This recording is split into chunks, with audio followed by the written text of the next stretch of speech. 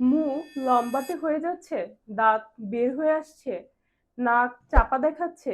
এটা শুধু চেহারার ব্যাপার না, এটা একটা মেডিকেল কন্ডিশন যার নাম অ্যাডিনয়েড ফ্যাসিস। একটা ভয়ের কথা বলি, অ্যাডিনয়েড বড় হয়ে গেলে বাচ্চা বছরের পর বছর মুখ দিয়ে শ্বাস নেয়। এর ফলে কি হয়? মুখের গঠন বদলে যেতে শুরু করে, মুখ লম্বা হয়ে যায়, ঠোঁট সবসময় হালকা খোলা থাকে, উপরে দাঁত সামনে বের হয়ে আসে, তালু উঁচু হয়ে যায়, নাকটা চাপা দেখায়। ডাক্তার এ চেহারাকেই বলে অ্যাডিনয়েড ফ্যাসিস। একবার এই গঠন তৈরি হয়ে গেলে ফিরিয়ে আনা প্রায় অসম্ভব। পরে দাঁতে ব্রেস লাগাতে হয়, কখনো সার্জারি লাগে। তাই বাচ্চার বয়স কম থাকতেই ব্যবস্থা নিন। হোমিওপ্যাথিতে ছোট বাচ্চাদের জন্য রয়েছে নিরাপদ এবং কোনো সাইড ইফেক্ট নাই। নিয়মিত খেলে অ্যাডিনয়েড আসলে ছোট হয়ে আসে।